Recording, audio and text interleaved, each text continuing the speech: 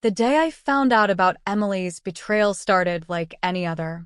We had recently moved to a new state, full of hopes and dreams for a fresh start. The kids, our two sets of twins, were thrilled about the new house and the endless possibilities of new friends and adventures. The air was filled with a sense of optimism that had been missing from our lives for far too long. Little did I know, this day would mark the beginning of the end for us. I had just come home from work, my body aching from the stress of the move and the demands of my job.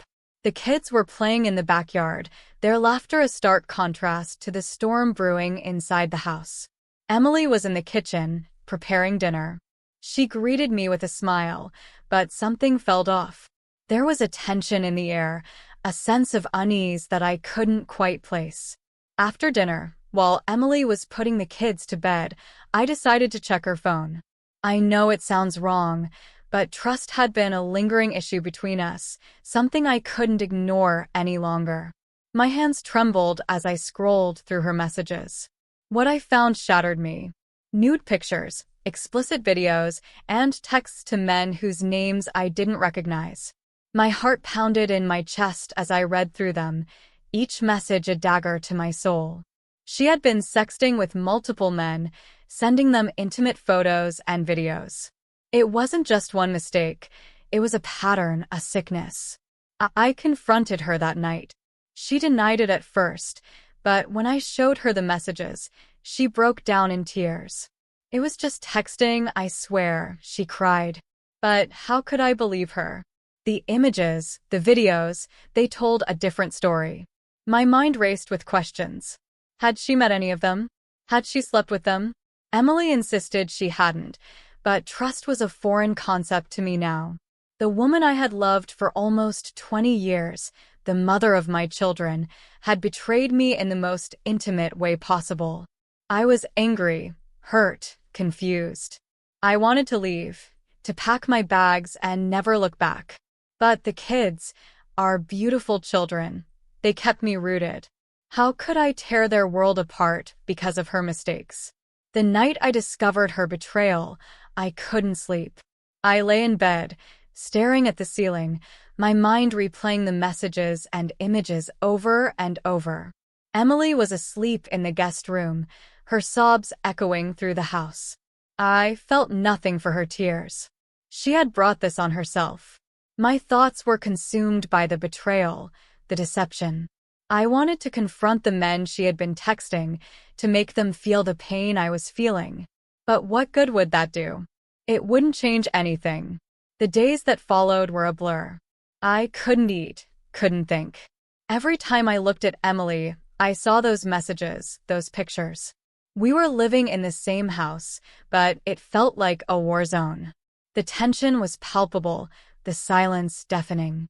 We tried to put on a brave face for the kids, but they sensed something was wrong. They asked why Mommy and Daddy were always fighting, and it broke my heart. Emily begged for forgiveness, promised she would change. She suggested counseling, but I couldn't even look at her without feeling a surge of anger and betrayal. The idea of sitting in a room and talking about our feelings seemed pointless. What was there to talk about? She had destroyed everything. One night, as I lay in bed, staring at the ceiling, I thought about leaving. I imagined packing my bags and starting over somewhere else, away from the pain and the memories. But then I thought about the kids, how much they needed me. I couldn't abandon them, no matter how much I wanted to escape. Emily slept in the guest room now, and every night, I heard her crying. It didn't move me. I was too numb, too hurt to care. I spent my nights scrolling through her messages, torturing myself with the evidence of her infidelity. I wanted to confront those men, to make them feel the pain I was feeling. But what good would that do? It wouldn't change anything. The only solace I found was in the kids. Their laughter, their innocence, it was the only thing that kept me sane. I threw myself into being the best father I could be, trying to shield them from the storm brewing between their parents. But it was hard. Every day was a struggle, a battle to keep the anger and resentment at bay. As the weeks passed, the wounds remained fresh. Emily deleted her social media accounts, changed her phone number, did everything she could to prove she was committed to making things right. But I couldn't shake the feeling of betrayal. Every time she touched me, I recoiled. Every time she said she loved me, I doubted her words. The counselor suggested a trial separation, and I reluctantly agreed. Emily moved out, and I stayed with the kids. It was supposed to give us space to heal, but it only made things worse.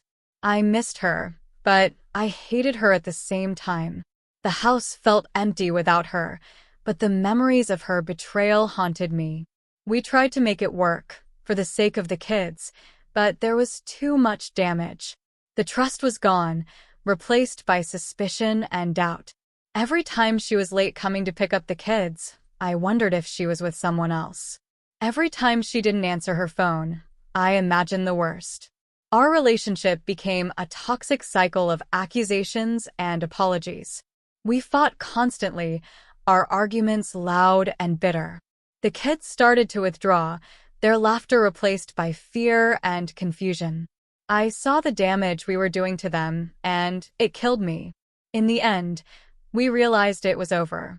There was no going back, no fixing what was broken. We agreed to divorce, to try and co-parent as best we could.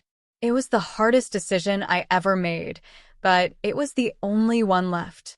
The day Emily moved out for good, I felt a strange mix of relief and sorrow. I watched her drive away, the kids waving from the back seat, and I knew our lives would never be the same. We had tried to hold on, but some things are too broken to mend. As I stood in the empty house, the silence was deafening. The dreams we had built, the life we had shared, it was all gone. All that was left were memories and regrets. And in that moment, I realized that sometimes, love isn't enough. The days following Emily's departure blurred into a haze of numbness and anger. The house, once a sanctuary, now felt like a prison. The kids were still adjusting, their smiles fragile, their laughter a faint echo of what it once was. I tried to keep up appearances for their sake, but inside, I was drowning in a sea of betrayal and confusion. Emily moved into a small apartment not far from us. She kept calling, pleading with me to talk, to sort things out. I couldn't bear to hear her voice. Each call was a fresh wound, each apology a mockery of the pain she had caused. She promised change, insisted that she was willing to do whatever it took to fix us. But every time I saw her, the images of her betrayal flashed before my eyes. The texts, the photos, the videos, they were etched into my memory, impossible to erase. I threw myself into work, hoping that the distraction would keep the pain at bay. But even in the solitude of my office, the memories haunted me. Every time my phone buzzed, my heart skipped a beat, the dread of another message from her gnawing at my sanity. I spent my nights scrolling through the texts again, each one more degrading than the last. The thought of her with those men, the way she had shared herself so freely, was a poison that seeped into every part of my being. One evening, after a particularly grueling day at the office, I decided to take the kids out to the park. Their laughter was a balm to my soul, a fleeting reminder of the love that still existed in our broken world. We played tag, swung on the swings, and ate ice cream until the sun dipped below the horizon. For a moment, I forgot the pain. But as we drove home, the reality of our situation crashed down on me. The silence in the car was heavy, the weight of what we had lost too much to bear. That night, I lay in bed, staring at the ceiling, the silence deafening. Emily's words from our last conversation echoed in my mind. "I'm sorry.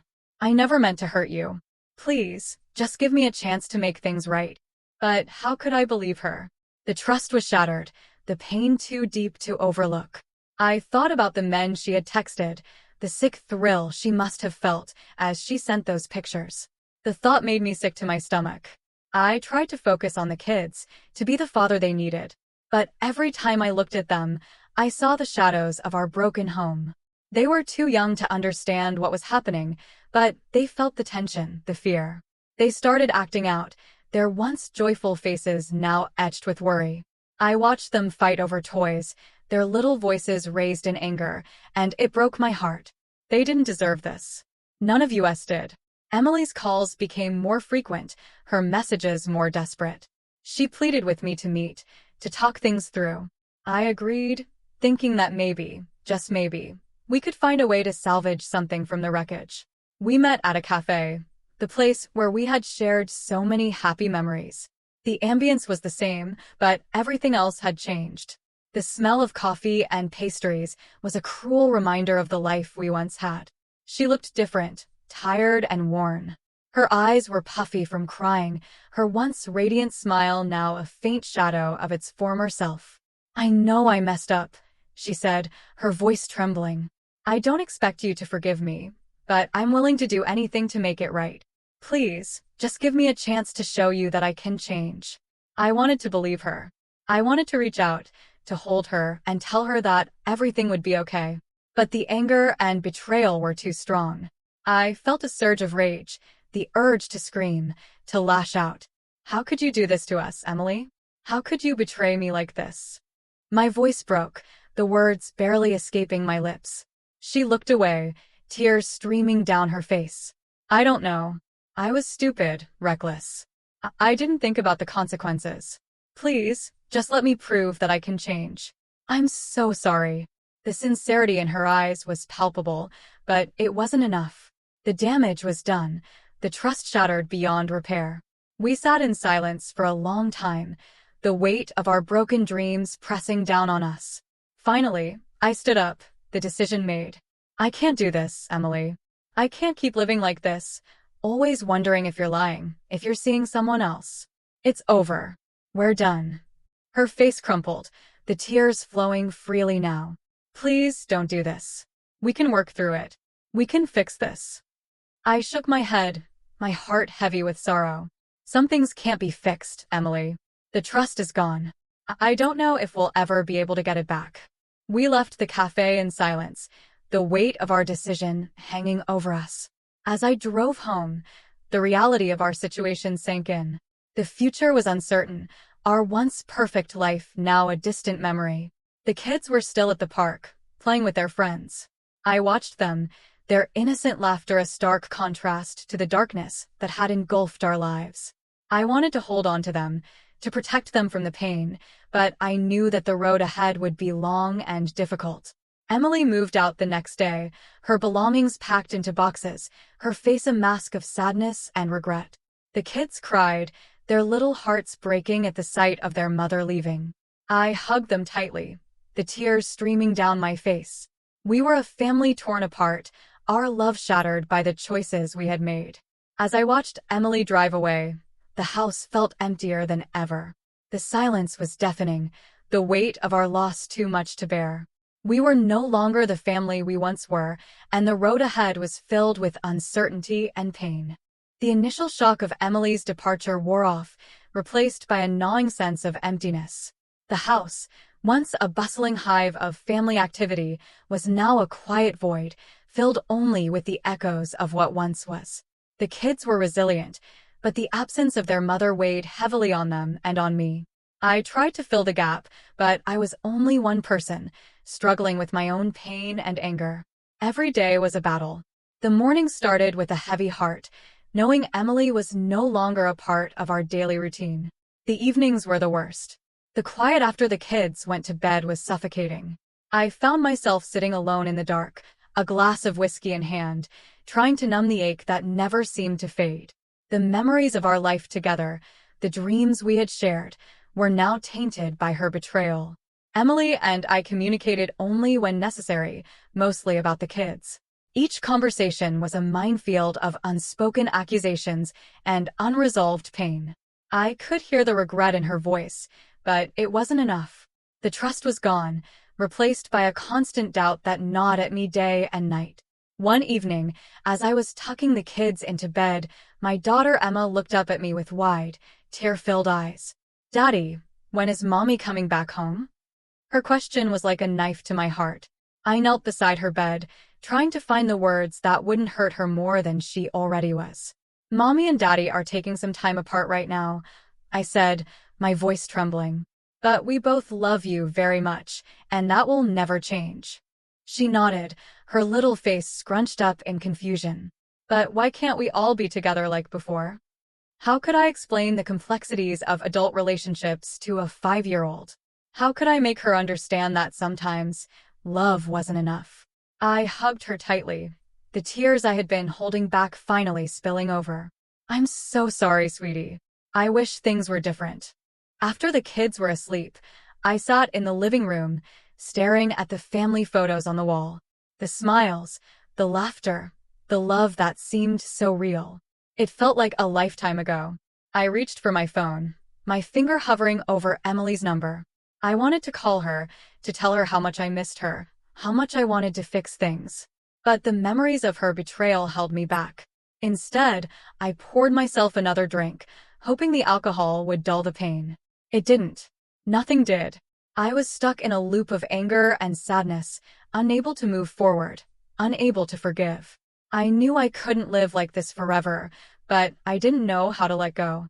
Weeks turned into months, and the numbness began to consume me.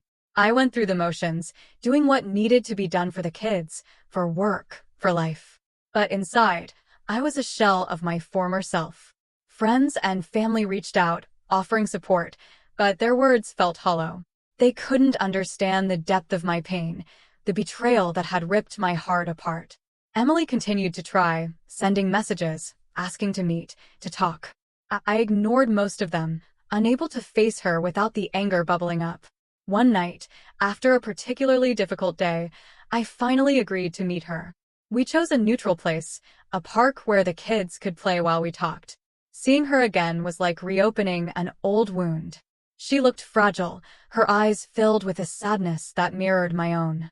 We sat on a bench, watching the kids play, the silence between us heavy with unspoken words. I know I can't undo what I did, she said finally, her voice barely above a whisper. But I need you to know how sorry I am. I was lost, and I made a terrible mistake. Please, just give me a chance to make things right. I wanted to believe her, to let her back into my life. But the fear of being hurt again was too strong. How can I trust you, Emily? How do I know you won't do this again? She looked down, tears streaming down her face. I don't know. All I can do is promise that I'll never hurt you like that again. I'll do whatever it takes to prove myself to you, to rebuild our family. The sincerity in her voice was undeniable, but the scars ran deep. I want to believe you. For the kids, I want to try. But I don't know if I can ever look at you the same way again. We sat in silence, the weight of our broken relationship pressing down on us. The kids ran over, their faces flushed with excitement, oblivious to the tension between us. Daddy, look at what we found, they shouted, holding up a collection of colorful leaves. I forced a smile, ruffling their hair. That's great, guys. Why don't you go play some more? They ran off, their laughter ringing in the air.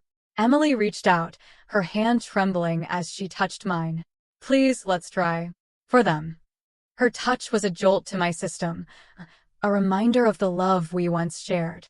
I looked into her eyes, searching for a glimmer of the woman I had fallen in love with. There was pain, regret, but also a determination that I hadn't seen before. I don't know, Emily. I don't know if I can ever get past this. She nodded, her hand falling away. I understand. But I'm not giving up on us. I'll wait, as long as it takes. We left the park in silence, the kids chattering away in the back seat. The drive home was filled with a tension that was almost unbearable. As we pulled into the driveway, Emily turned to me, her eyes pleading. Please, just think about it. I nodded, unable to find the words. She got out, watching as I drove away with the kids. The house felt emptier than ever, the walls closing in on me. I tucked the kids into bed, their innocent faces a stark contrast to the turmoil inside me. That night, I lay in bed, the silence deafening. Emily's words echoed in my mind, a relentless reminder of what we had lost and what we might never regain. I wanted to believe her, to give her a chance to prove herself. But the fear of being hurt again, the trust that had been shattered, held me back. In the end, I realized that sometimes love isn't enough. The wounds were too deep, the scars too fresh. As much as I wanted to fix things, to go back to the way we were, I knew it was impossible. The past was a shadow that would always hang over us, a reminder of the betrayal that had torn us apart. And so, I let go. For the sake of the kids, for the sake of my sanity, I let go of the hope that we could ever be whole again. It was the hardest decision I ever made, but it was the only one that made sense. The future was uncertain, but at least it was free of the pain and doubt that had consumed us. As I drifted off to sleep, the weight of the decision settled over me, a bittersweet relief. We were broken, but we would survive. For the kids, for ourselves, we would find a way to move forward, even if it meant doing so apart.